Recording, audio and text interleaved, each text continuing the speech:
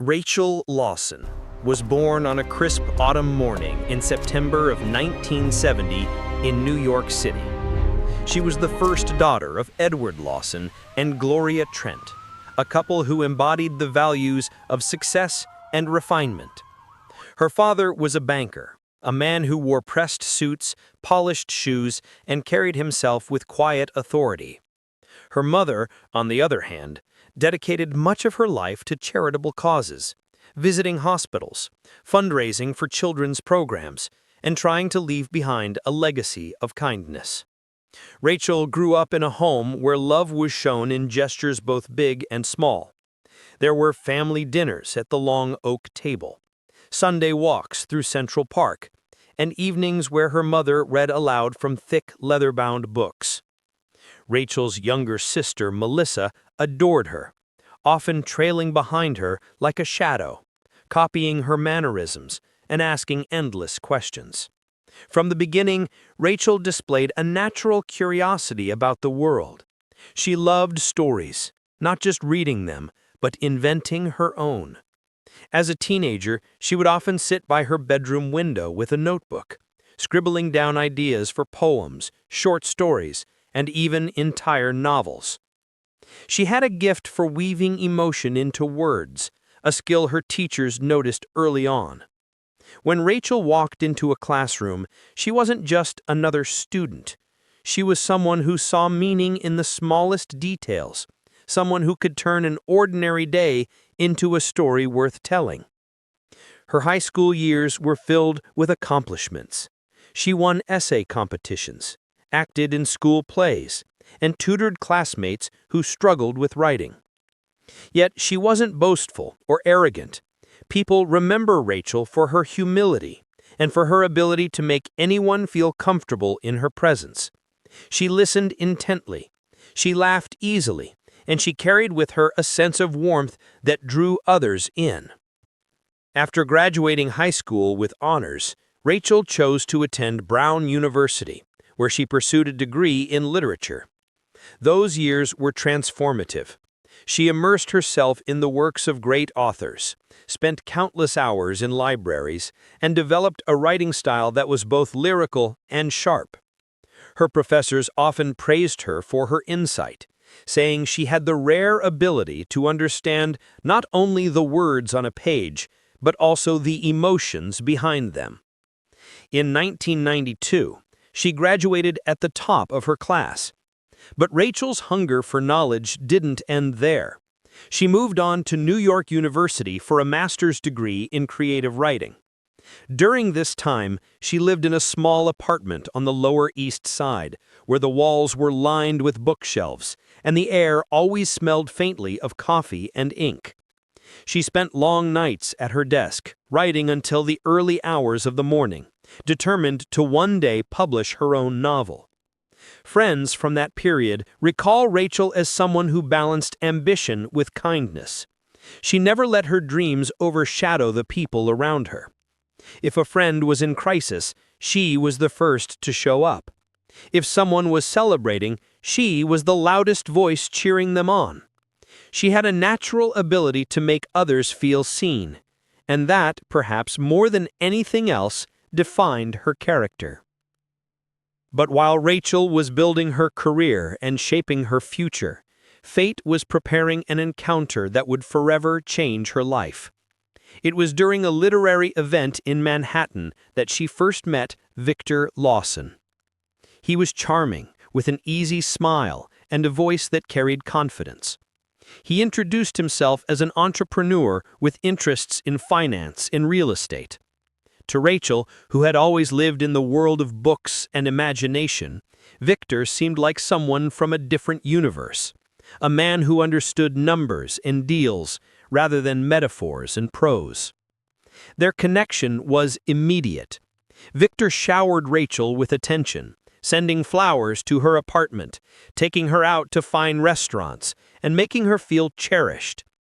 For a young woman who had spent much of her life focused on academics and writing, Victor's bold gestures were intoxicating. Within months, their relationship deepened, and in 2004, after several years of dating, Rachel and Victor married in a ceremony that seemed straight out of a fairy tale.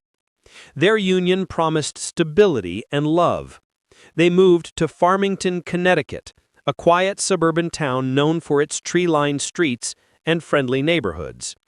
It was here that Rachel believed she would finally live the life she had dreamed of: a loving marriage, a cozy home, and children who would grow up surrounded by warmth. And for a time, it appeared she had it all. Together, Rachel and Victor welcomed 5 children into their lives: 2 sets of twins and a youngest daughter. Rachel poured her heart into motherhood. She documented her children's milestones, cooked family meals, and filled their home with laughter and stories. She often described her children as her life's greatest gift, and anyone who saw her with them could see the truth in her words. To neighbors and friends, the Lawsons were the image of a perfect family. But perfection, as it often turns out, was nothing more than a carefully maintained facade. Because behind closed doors, Rachel's world was slowly beginning to unravel. At first, Rachel believed that the small cracks in her marriage were just ordinary struggles that every couple faced. Victor could be demanding, sometimes impatient, but he always found a way to smooth things over with gifts or promises. Yet, over time, those cracks deepened, and Rachel started to notice how different her husband truly was behind closed doors. Victor had always been ambitious, but his ambition often came with a temper. He liked control, not just in his business, but in his home as well. He would decide how money was spent, where the family went on vacations, even what kind of friends Rachel should spend time with. Slowly, Rachel realized that her independence, something she had always valued, was being stripped away. Her friends noticed too. She stopped meeting them for coffee, stopped attending book clubs, and became more isolated in the large suburban house. When questioned, she would smile and say she was simply busy raising her children. But those closest to her could hear the change in her voice. She no longer laughed the same way. She spoke carefully, as though measuring each word. By 2017, the marriage was no longer sustainable. Rachel had endured years of controlling behavior, arguments that left her shaken, and nights when she felt utterly alone in the same house as her husband. That year, she made a decision that would alter the course of her life. She filed for divorce. The divorce documents revealed a side of Victor that few outside the home had seen. Rachel described him as manipulative, controlling, and someone she feared might harm her. She requested emergency custody of the children, telling the court she believed their safety was at risk. Yet, the legal system is not always swift in its protection. The judge denied her request for full custody and instead ruled for shared custody. That meant Rachel would still have to face Victor, still have to share her children with the man she feared the most. Friends later recalled that Rachel seemed both relieved and terrified after filing for divorce. Relieved that she had finally taken a step toward freedom, but terrified because she knew Victor would not let go easily. During this time, Rachel began writing more frequently in her private journals, pages filled with thoughts she couldn't say aloud. She wrote about feeling watched, about her anxiety when she heard Victor's voice, and about her guilt for not being able to protect her children from the tension in the home. In one passage, she confessed that she often wished she could be stronger, to stand tall without trembling during confrontations. Those journals, though hidden, painted a chilling picture of a woman trapped between hope and fear. Neighbors recalled seeing Victor's car parked outside Rachel's house at odd hours. Some said he would linger, as though keeping watch. Rachel herself told friends she often felt he was monitoring her every move. Her once bright spirit was dimming, and the people who loved her most worried that something terrible might happen. Despite the challenges, Rachel tried to keep life as normal as possible for her children. She volunteered at their school, attended their games and recitals, and filled their lives with love. But every smile she forced in public masked the storm raging inside her. Then came the morning of May 24th, 2019. It was the last day Rachel was seen alive. She woke early, preparing breakfast for her children like she always did. She made sure their lunches were packed, checked that their homework was complete, and kissed them goodbye before sending them off for the day. To the outside world, it looked like an ordinary morning in a suburban home. But Rachel would never return. By afternoon, her phone went silent. Messages went unanswered, calls went straight to voicemail. Hours passed, and when she failed to pick up her children, alarms began to ring in the minds of her family and friends. This was not like Rachel. She was dependable, devoted, and never the type to simply disappear. Her car was later found abandoned. Inside, there were no signs of struggle, but the silence was deafening. To those who knew her, it was clear something was terribly wrong. Rachel Lawson, a devoted mother and beloved friend, had vanished without a trace. And all eyes began to turn toward the one man she had feared the most. When Rachel Lawson failed to return home that day, her family's worry quickly turned to panic. Melissa, her younger sister, was the first to call authorities. She knew Rachel better than anyone, and she knew this wasn't voluntary. Rachel was the kind of mother who never missed a school pickup, never ignored her phone, never left her children wondering where she was. Something had gone terribly wrong. Police were dispatched, and soon Rachel's car was discovered abandoned near a wooded area not far from her neighborhood. The vehicle appeared undisturbed. There were no broken windows, no obvious signs of a struggle, but the eerie stillness inside spoke volumes. Her phone was not there. Her purse was missing. To investigators, it looked as if Rachel had simply vanished into thin air. As news spread, neighbors and community members came forward. Some remembered seeing her that morning, smiling faintly as she dropped off her children. Others thought they had spotted Victor's car idling near her home earlier in the week. Nothing concrete, but enough to plant suspicion in the minds of detectives. The search began immediately. Volunteers gathered in large groups, combing through fields, riversides, and wooded trails with flashlights and dogs. Flyers with Rachel's face were plastered on street poles, shop windows, and community boards. Local news stations broadcast her story, urging anyone with information to come forward. The community was shaken. Farmington was not the kind of town where people disappeared. It was a place where children rode bikes down quiet streets, where neighbors waved from porches, where people left their doors unlocked. Rachel's disappearance shattered that sense of safety. As detectives dug deeper, Victor Lawson's behavior quickly drew attention. While others were frantic, desperately searching, he seemed unusually calm. Reporters noted that he avoided cameras. Friends said he wasn't as engaged in the search as one would expect from a grieving husband. Some even recalled how he tried to shift conversations away from Rachel, as though the subject was an inconvenience rather than a tragedy. Detectives interviewed him extensively. He claimed he had nothing to do with her disappearance, insisting that he had been at home, away from the scene. Yet inconsistencies began to surface. His timeline of events didn't quite add up. His phone records hinted at unusual activity. And most damning of all, his past came under scrutiny.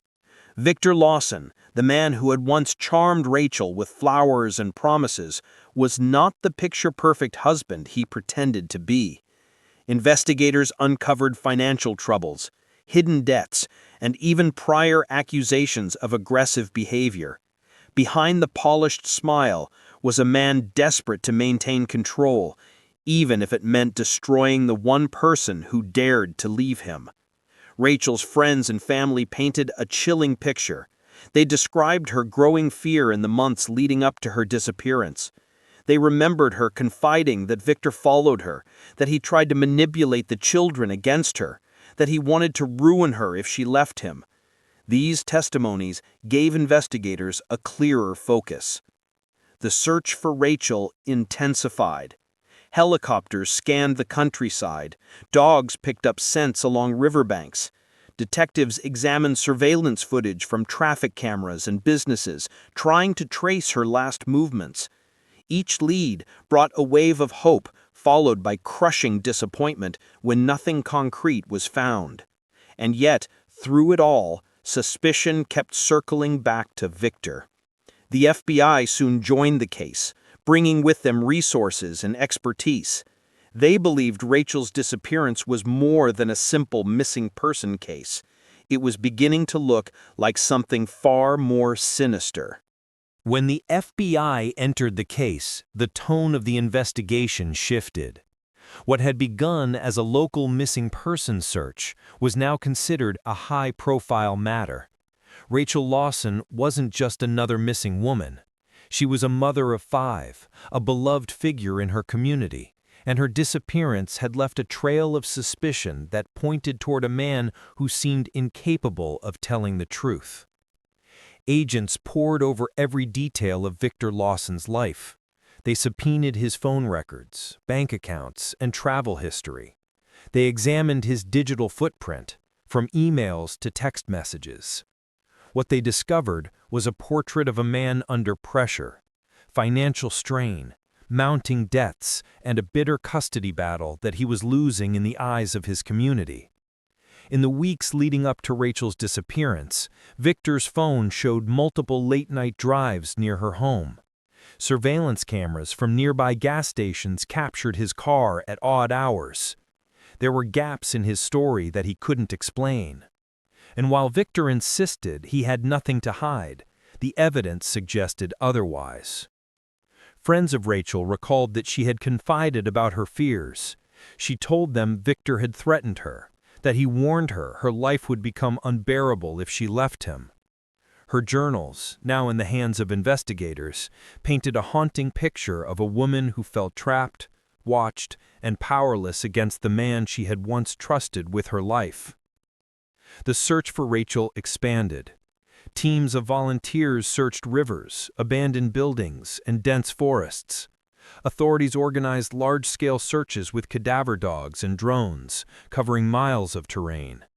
Each time they thought they had a lead, a piece of fabric, a disturbed patch of earth, a scent trail, it ended in heartbreak. But the community refused to give up. Candlelight vigils were held in her honor. Friends stood with posters outside courthouses and police stations, demanding justice. Neighbors left flowers and cards on Rachel's doorstep, a silent reminder that she was not forgotten. Meanwhile, Victor's public image was crumbling. At first, he tried to portray himself as a grieving husband, but the cracks quickly showed. His interviews were cold, calculated, and strangely detached. Observers noted how his tone lacked emotion, how his eyes shifted when asked difficult questions. Instead of focusing on Rachel, he seemed preoccupied with defending himself. Behind the scenes, investigators were building a case. They traced Victor's financial transactions, uncovering large cash withdrawals in the days before Rachel's disappearance. They found internet searches on his computer that raised eyebrows. Queries about surveillance, about tracking devices, about ways to erase digital footprints. Each discovery painted a darker picture, one that prosecutors would later use to devastating effect. As weeks turned into months, the hope of finding Rachel alive began to fade. The case was no longer just about a missing woman.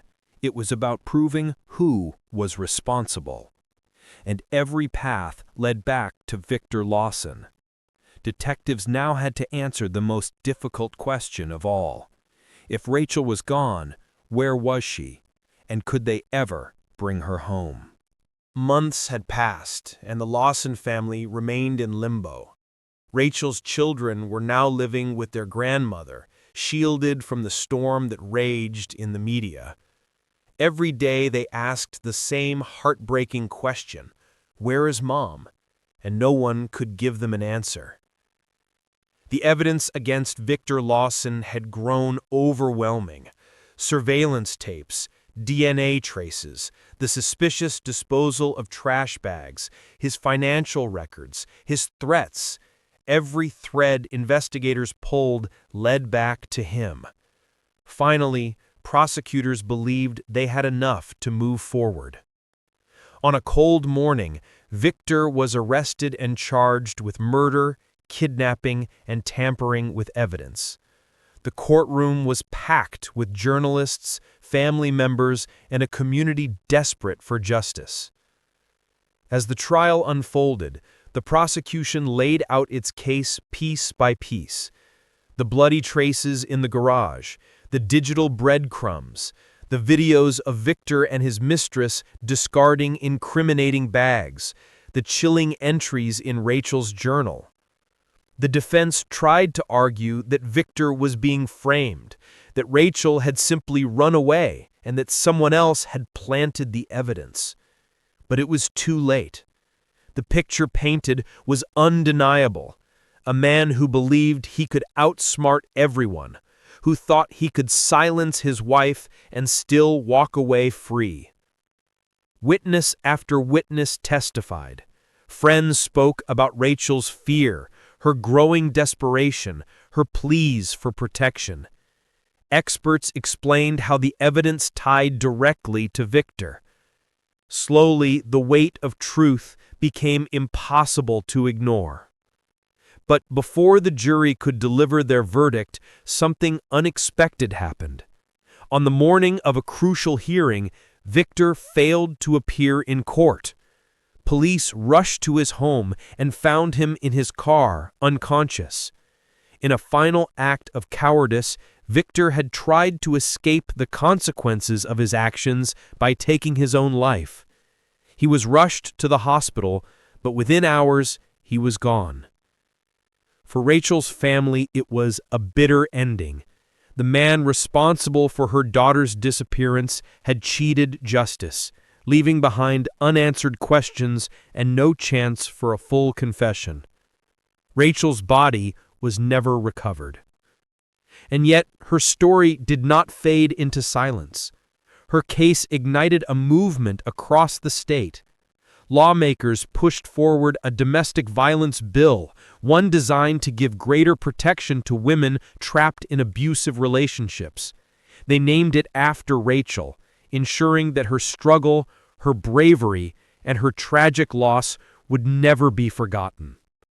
Her children, though scarred, were surrounded by love and resilience. They carried with them the memory of their mother, the warmth of her laugh, the way she read bedtime stories, the unconditional love she poured into their lives. In the end, Rachel Lawson's story was not just about betrayal or loss or injustice. It was about a community that refused to stop searching, about a family that fought to honor her name, and about a legacy that turned unimaginable pain into change that would protect others. Rachel may never have been found, but she will never be forgotten. This was today's case, brought to you by Criminal Codex. Every story we share is a reminder of the hidden darkness in the world around us and the strength it takes to confront it. If you found this case thought-provoking, don't forget to like, share, and subscribe. Your support helps us bring more stories to light. Until next time, stay safe, stay aware, and remember, the truth always finds its way out.